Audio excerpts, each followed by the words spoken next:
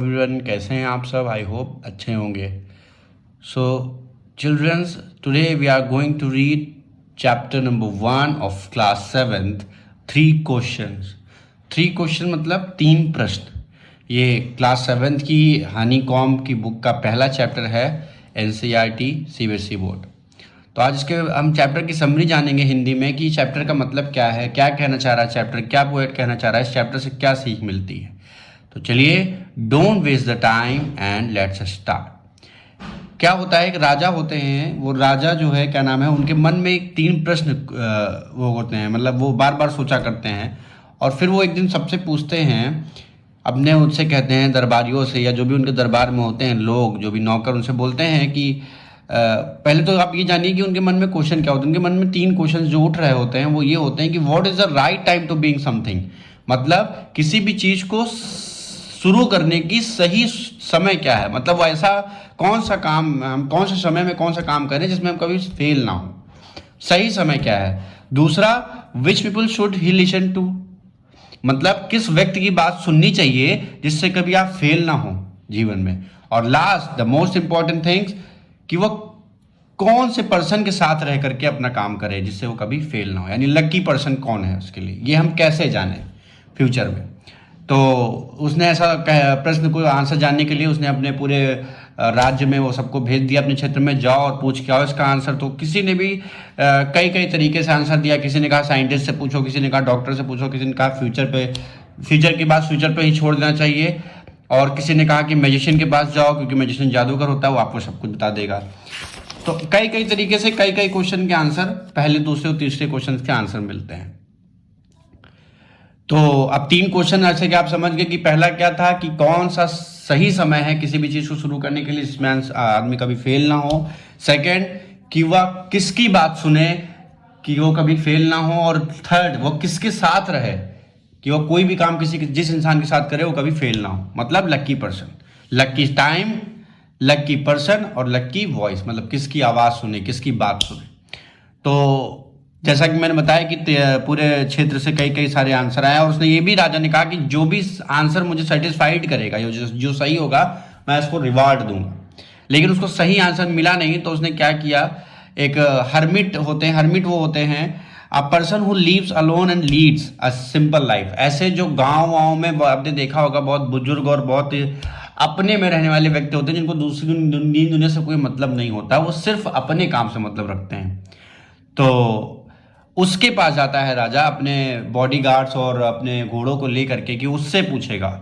और वो बहुत गरीब होते हैं, जो हर्मिट होते हैं, ऐसे पर्सन को बोलते हैं जो बहुत गरीब होते हैं। सिर्फ आप देखा होगा अपने गाँव में झोपड़ी झप्पी में रहते हैं और अपने काम से मतलब रखते हैं, उनको दुनियादारी से कोई मतलब नहीं होता है। जैसा कि आप पिक्चर में देख पा रहे होंगे, ये हर्मिट है, ठीक है। तो हर्मिट के पास जाता है, लेकिन वो राजा बन के नहीं जाता, वो पुराने अपने वेशभूषा को बदल के जाता है, क्योंकि राजा बन के जाएगा तो शायद उसको आंसर्स के क्वेश्चन ना मिल पाए।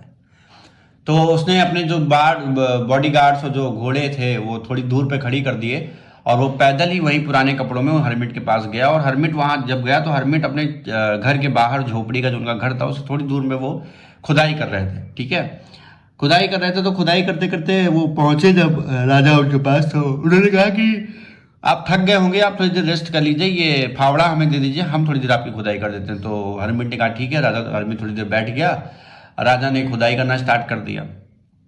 धीरे धीरे समय बीत रहा था, तो राजा ने एक बार बीच में टोका उनको कि हम इसलिए आए थे कि आप हमें ये 3 क्वेश्चन आपको पता है कि वो कौन सा सही समय है जिस सही समय पर शुरुआत करे कभी फेल ना हो। दूसरा, किसकी बात सुने, किस इंसान की बात इंसान सुने जो कभी फेल ना हो। और तीसरा, लकी पर्सन कौन है, मतलब वो किसके साथ रह करके अपना काम करे जो कभी वो फेल ना हो। तो उस समय हरमिट ने कुछ बोला नहीं। फिर थोड़ी देर हुआ, शाम होने लगी, फिर सूरज पेड़ के नीचे पीछे जाने लगे। फिर थोड़ी देर हुआ, लेकिन फिर भी उसने पूछा, लेकिन ऐसे कोई रिप्लाई नहीं आया। तो काम करता रहा वो। उसने सोचा राजा ने कि अभी आज नहीं तो वो कहीं ना कहीं हमें बताएंगे। धीरे धीरे उसने देखा कि शाम हो रही थी, एक आदमी दौड़ करके आ रहा था, उसके पेट में खून लगा हुआ था, उसके हाथ में खून लगा हुआ था, और वो दौड़ करके आ रहा था और राजा के पास आकर के बेहोश हो गया। जो गिर गया, मतलब बेहोश हो गया, तो पानी वानी डाला गया, और राजा ने अपने कपड़े से चीर करके उसकी सारे खून को साफ किया, ड्रेसिंग की उसकी, और उसको अंदर ले गए, दोनों लोग लिटाए। तो राजा भी थक चुका था। राजा ने एक बार फिर से हरमिट से पूछा कि हमें 3 क्वेश्चंस का आंसर दे दीजिए, लेकिन हरमिट कुछ नहीं बोला और हरमिट भी सो गया और राजा भी वही थक गया था तो वो सो गया। जब सुबह हुई अगले दिन, थोड़ा बोलते ना 3-4-5 बजे होते हैं तो सुबह होती है, उस समय वो आदमी जो घायल था, वो बियर्डेड मैन जो था, बियर्डेड मैन इसमें लिखा है कहानी में, बियर्डेड मैन से नाम से उसको वो किया गया है। तो बियर्डेड मैन जो था वो उठा और वो राजा से सॉरी बोलने लगा, माफ़ कर दीजिए, फॉरगिव मी, मुझे माफ़ कर दीजिए। अब ये माफ़ी क्यों मांग रहा था वो, क्योंकि हुआ क्या था कि राजा ने उसके बेटे को उसके ज़मीन हड़प ली थी और उसके एक बेटे को मार दिया था। तो वो यहाँ पे उसको मारने आया था, मतलब जो बियर्डेड मैन था जिसके चोट लगी थी, जिसको राजा ने साफ ड्रेसिंग की थी, जिसको लोग रात में लिटाए थे, वो राजा को मारने आया था।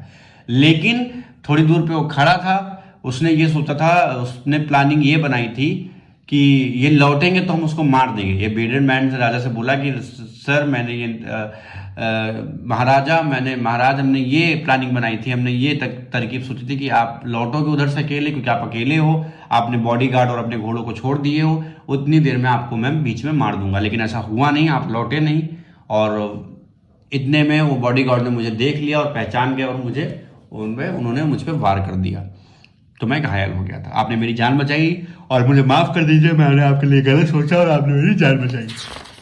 तो राजा ने फिर क्या किया कि चित्र में आप देख पा रहे होंगे, राजा ने फिर उसको माफ़ कर दिया और माफ़ करने के बाद में उसकी प्रॉपर्टी भी उसको वापस कर दी। वापस करने के बाद उसने, और ये भी उसने कहा था उस बियर्डेड मैन ने, दाढ़ी वाले आदमी ने, कि आप मुझे नौकर अपना बना लीजिए और मैं आपकी फेथफुल, मतलब श्रद्धापूर्वक आपसे आपकी सेवा करना चाहता हूँ। तो राजा ने उसको अपना नौकर स्वीकार कर लिया और धीरे धीरे कहानी में यही एंड है। लेकिन अब हुआ क्या कि सेकंड में आप देख रहे होंगे कि फिर वो आंसर जानने आया था, फिर उस चलते चलते वो भी चले गए। तो राजा ने फिर से हरमिट से पूछा चलते चलते आखिरी बार कि आपने मुझे 3 आंसर क्वेश्चनों का जवाब नहीं दिया जो कि मैं लेने आया था।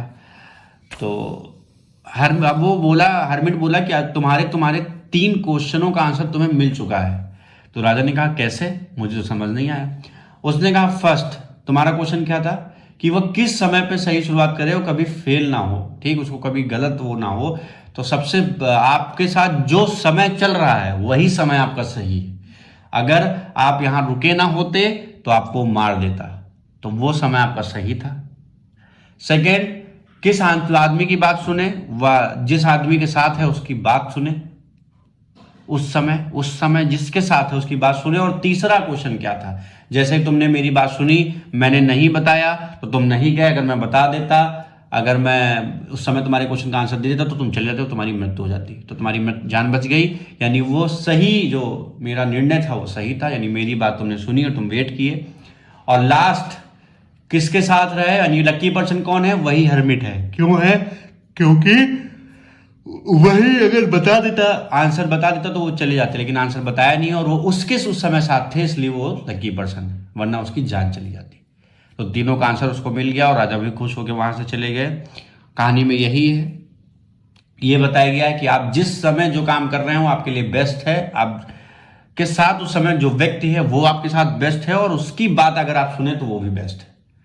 यही कहानी का मतलब है और यही आंसर्स हैं तीनों क्वेश्चंस के, कि पहली, जो समय आप जो कर रहे हैं वो आपका सही समय मान के आप उसको करिए।